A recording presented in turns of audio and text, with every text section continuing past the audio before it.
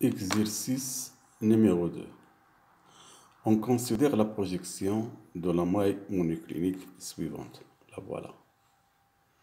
Il vous demande de donner les coordonnées réduites des positions équivalentes données dans la maille. Les voilà. Quels sont les éléments de symétrie qui relient ces positions équivalentes? Et la troisième question, il vous demande de déterminer le groupe d'espace correspondant à cette maille.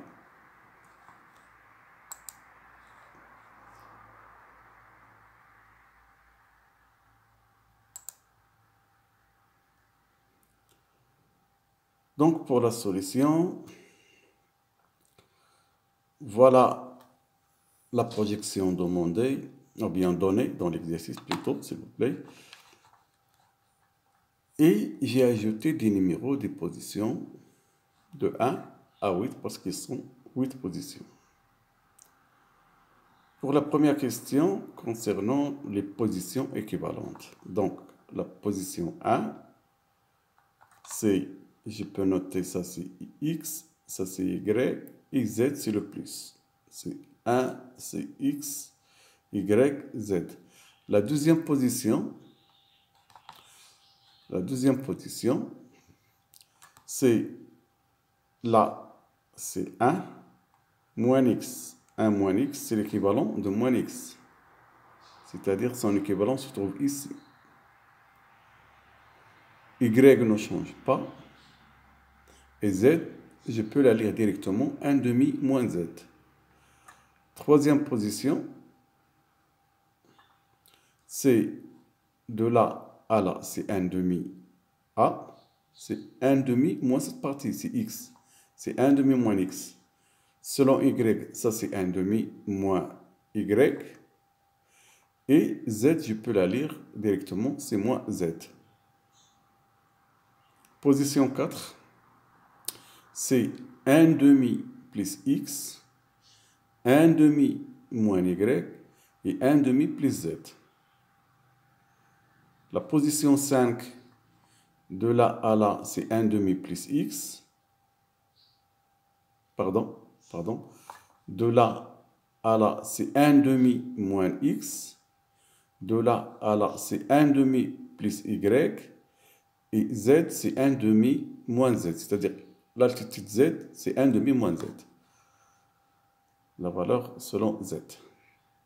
6, c'est 1 demi plus X, 1 demi plus Y et Z. 7, je peux la voir ici, son équivalence dans la maille voisine. Ça se voit, X ne change pas, mais il devient moins Y. C'est X moins Y, et Z, c'est 1 demi plus Z, l'altitude Z. Huitième position, donc vous avez 1 moins X devient moins X, c'est là. 1 moins Y devient moins Y, et moins Z. Les éléments de symétrie. Je peux aller de cette position à cette position, à la position 2. J'ai inversé X et Z. Donc, c'est quoi? C'est un axe d'ordre 2. Est-ce que c'est un axe hélicoïdal ou bien un axe normal, propre? Il n'y a pas de glissement selon Y. Donc, il est parallèle à Y. J'ai inversé X et Z. Mais à Z0 est égal à 1 quart. C'est 2Z0 moins Z. Donc, Z0 est égal à 1 quart. Donc, le voilà. C'est un axe 2. Parce qu'il n'y a pas de glissement selon Y. Et cet axe 2 se répète tous les demi-périodes. Je peux aller de la position 1 à la position 3. Qu'est-ce qu'on a? On a inversé X, Y et Z. Donc, c'est un centre de symétrie. Et X0, c'est 1 quart.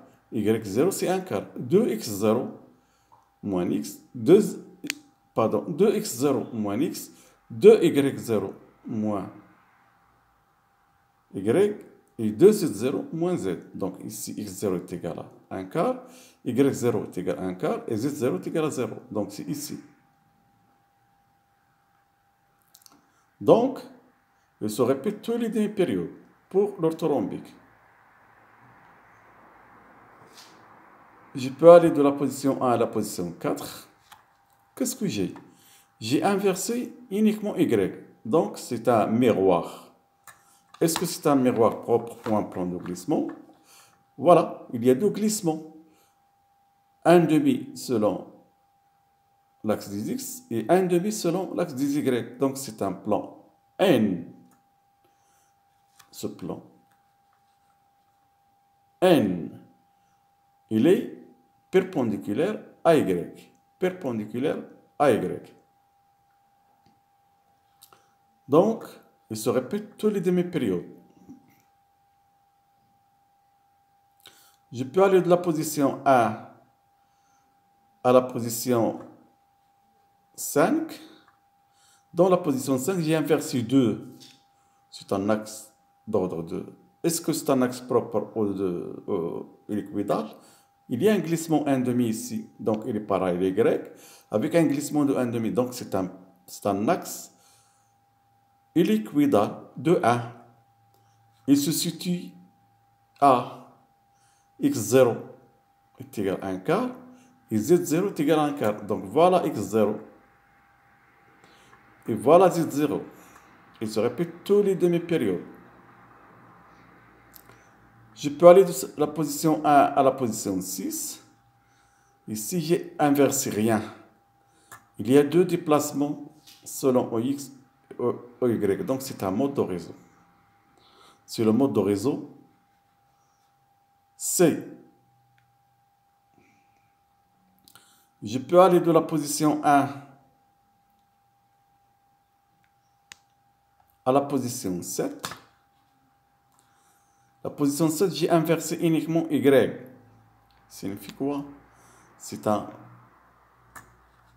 miroir ou un plan de glissement? Oui, j'ai un glissement de 1,5 selon Z. Donc, un glissement selon Z, c'est un plan de glissement C. Le voilà. Un plan de glissement C qui se répète tous les demi-périodes. Je peux aller de la position 1 à la position 8. Et oui, j'ai inversé tout et sans déplacement. Donc, vous allez avoir moins x, moins y, moins z. Donc, c'est ici, c'est un centre de symétrie à l'origine. Et je le vois ici. Il se répète tous les demi-périodes.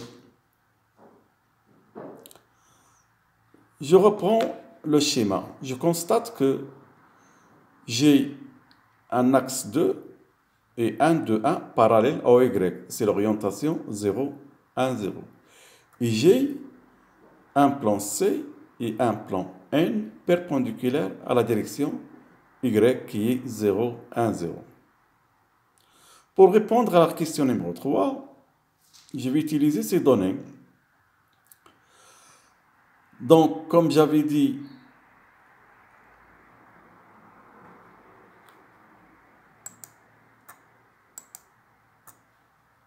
l'orientation cristallographique pour le monoclinique est 0, 1, 0.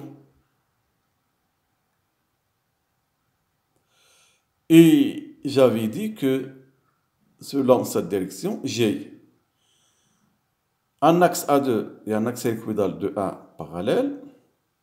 Et par convention, l'axe 2, il emporte sur 2A dans la notation dans le groupe d'espace. A2 emporte sur 2A. C'est par convention. J'ai aussi deux plans de glissement, C et N perpendiculaires à la direction 0, 1.